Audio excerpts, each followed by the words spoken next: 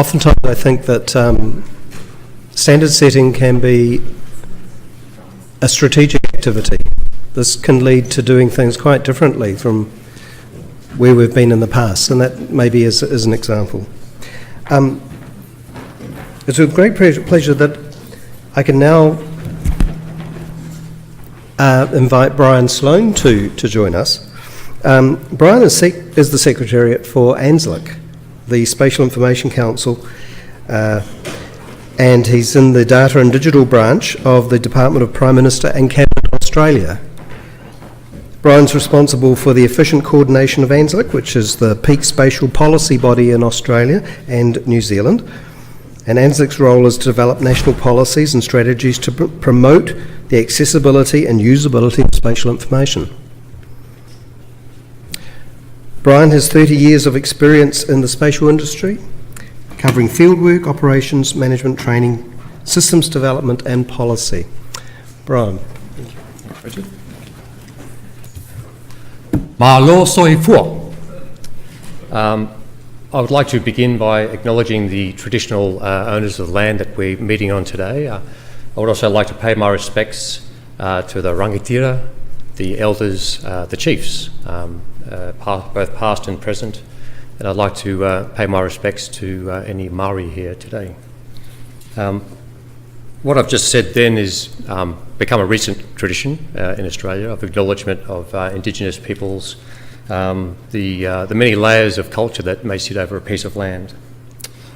I've said malo soi fua, which in the village, in the language of my adoptive family in Samoa, is like a greeting of respect. It's an acknowledgement that you are very important people in the process of what we're undertaking here today.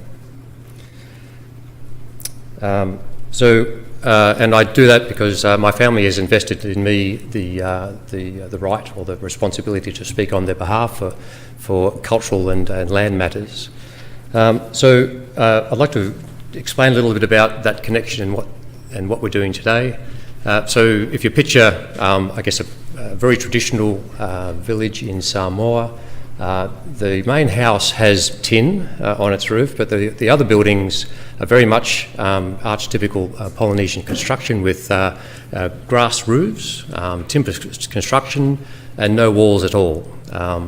The head of the family, of which there are about 5 or 6 families are living on this piece of land, what he does during his day is he delivers food to the table for that family off the land for most of the time. The other part of his time he engages with the Council of Local Chiefs to decide and allocate the growing of food and production in the local area to make sure that that whole system goes together.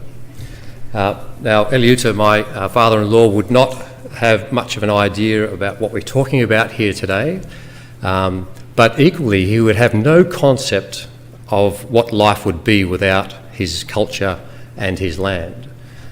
So I say malo to you because you are part of a process of documenting and making people understand what the land is and how we carry on and maintain cultures. And that, in a global sense, for people, Indigenous cultures like my family's, that is, in the global sense, key to their survival and their continued diversity and contribution to the globe as we have it. So that's the connection between you, standards developers, and the rest of the world, and that's what it means to me. It's a very personal meaning to me. But on a more sort of formal sense, I'd like to introduce myself as part of the small spatial team that sits within our Australian Government Prime Minister and Cabinet policy section, public data policy section. And I want to, over the next few minutes, and it will be very brief, I promise Richard, just explain what the Australian Government is doing to support standards implementation and to implement the work that groups like this struggle against all odds and logic to do, because it is extremely important. Okay. It's great to have 21 jurisdictions represented here. I think it's an acknowledgement that we are a global community.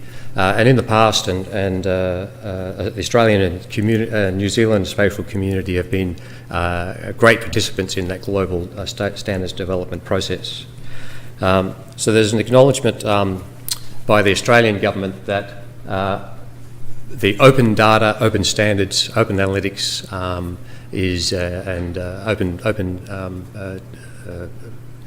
analytics is quite a key component to our public data policy. So recently, as 2015, we published a public data policy which specifies in there that government entities will publish openly available data using agreed open standards. And this was a very high level but quite a specific policy. It was published by published by the Prime Minister, Malcolm Turnbull, because he's a great advocate of this particular part of the economy. And it's envisaged that this will help reduce costs of entry into innovation, which is so much part of every government's future. It'll increase discoverability, but importantly, I think, and I want to demonstrate this a bit later on, it'll support the development of initiatives and partnerships between public, academic and commercial entities. It really creates a space where those three entities can get together and do stuff. So that's the first of the three examples. The second thing that our government did this year was publish a set of procurement rules. Now, this really doesn't get many people excited, but our community was rather excited when they went to page 21, I think it was, where we find that when governments let out contracts, we must base the technical specifications on international standards, and where that's not applicable, Australian standards. The rules go on to stipulate that entities must make reasonable steps to determine that compliance to these standards was made by the contractor. That's a pretty strong guidance that you must achieve these things. So very heartened to see that this year. The third thing that's recently been published as in July last year was from our Department of Industry, Science and Innovation, of which Standards Australia sits as a non-government group. They are promoting a standards and conformance infrastructure, which makes a real tangible link between the application of standards and the well-being of every Australian, and the economic, and further that the economic outcomes that have been sought through the G20, and G20 has a very strong standards component, is achieved for the Australian people and our economy. So, those three statements from our government are the three bits of public data policy which we're using to educate people within government and also outside government that there's a strong link between the application and development of standards and real outcomes for the Australian people. So, enough of that policy. What I wanted to do is just have a look at a quick example of how how the government is actually implementing this in action. I'm sure everyone may be aware that we've made in Australia our address file, a national address file, open and free to the public. You may know about it because that's all we've been talking about for the last 18 months. So on that line there, you see the use of that open data set in an open license sense, as opposed to what it was when it was closed. So Joe, who was here before, PSMA produces this. We give them about $8 million a year to make that open, and our argument is that's a small investment for the economic outcome that will generate not only just directly from opening up data, but the culture that will generate around this ecosystem. Some stats about GNAF. There's 13 million there's over 13 million address records in there. There are many millions more address associations with this, and we can get into a discussion about what an address is. This is a very traditional sense of address being a location with a geocode attached. It is, as was mentioned this morning, developed to a standard. And what we want to see out of this is an increase in conformance to that standard through the supply chain as it comes from councils up to local government up to the national level. That is an example, I guess, of those three policy settings that we saw before. And I told you it would be short. So in summary, the Australian government is both a user, a consumer of standards, but we've got a very specific role through regulation, as I mentioned before, through those bits of policy and through our policy settings. We see that there's a very important role in providing leadership in this space, and hopefully this goes to addressing a little bit of Chris Boddy's call for leadership that you heard this morning. But it's not just government that's doing this. This presentation you may have seen was originally billed to have Joe and myself talking about this, and the reason I'm up here is because he dared me to come up and talk about this, and through a paper that he has written for the OGC. So I took up that challenge, and that is actually a very short summary of what we're doing in Australia and the Australian government specifically to support standards. Thank you.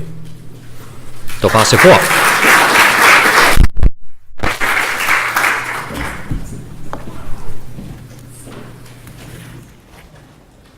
Are there any questions?